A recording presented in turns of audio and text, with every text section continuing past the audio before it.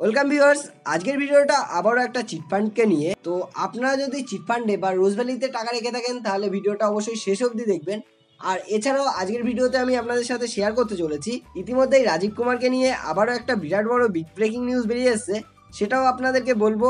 আর তাছাড়া আপনাদেরকে এটাও বলবো যে রোজভ্যালির টাকা আপনারা কবে পাবেন, এবং আদালত থেকে ইতিমধ্যে একটা রায় দিয়েছে এবং তাতে কিন্তু রোজভ্যালির আমানতকারীদের জন্য একটা আশার আলো দেখা যাচ্ছে। তো সবকিছুই আজকে বিস্তারিত বলবো, তো জানতে হলে অবশ্যই কিন্তু ভিডিওটা শেষ অবধি দেখবেন। কিন্তু তার আগে আপনাদের কাছে ছোট্ট একটা রিকোয়েস্ট থাকছে, যারা আমাদের চ্যানেলে নতুন বা প্রথমবার ভিজিট করছেন, নিচে দেখবেন একটা লাল কালারের সাবস্ক্রাইব বাটন আছে, ওটার উপরে ক্লিক করে সাবস্ক্রাইব করে নেবেন আমাদের চ্যানেলটিকে। আর পাশে দেখবেন ছোট্ট একটা বেল আইকন আছে, ওটাকেও কিন্তু বাজাতে একদম ভুলবেন না।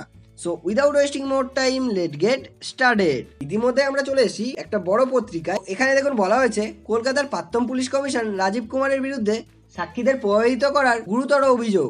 সূত্রের খবর অনুযায়ী সেই অভিযোগেই তাকে নিয়ে নিজেদের হেফাজতে পেতে যায় কেন্দ্রীয় তদন্তকারী সংস্থা সিবিআই। আর তার জন্য ইতিমধ্যেই সুপ্রিম কোর্টে আবেদন দাখিল করা হয়েছে।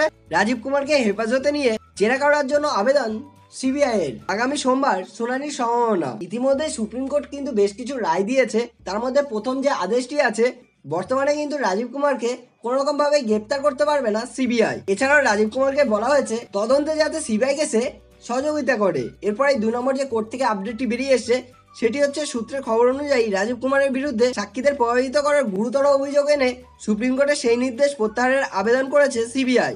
আগামী সোমবার এই মামলার শুনানি।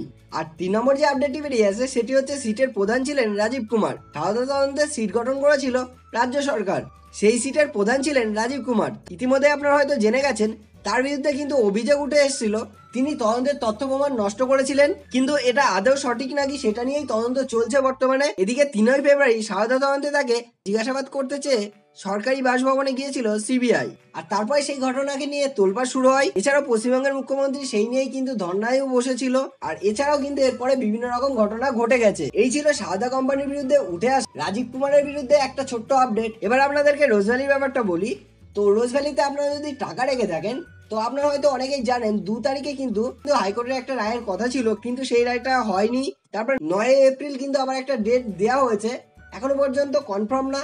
তবে 9 তারিখে কিন্তু একটা রায় বেরোতে পারে। তো বেরোলেই অবশ্যই আপনাদেরকে জানিয়ে দেবো। এবার আশা করি একটা ভালো খবর বেরোবে রোজভ্যালির আমানতকারীদের জন্য। তো আশা করি ভিডিওটা আপনাদের ভালো লাগলো। ভালো লাগলে অবশ্যই একটা লাইক করবেন, যারা জানে না তাদের সাথে শেয়ার করতে ভুলবেন না। আর এই ভিডিও রিলেটেড কোনো মন্তব্য থাকলে অবশ্যই নিচে কমেন্ট বক্সে করতে পারেন। তো আজকের জন্য এই পর্যন্তই, আবার দেখা হবে এরকমই কোনো ভিডিওর সাথে।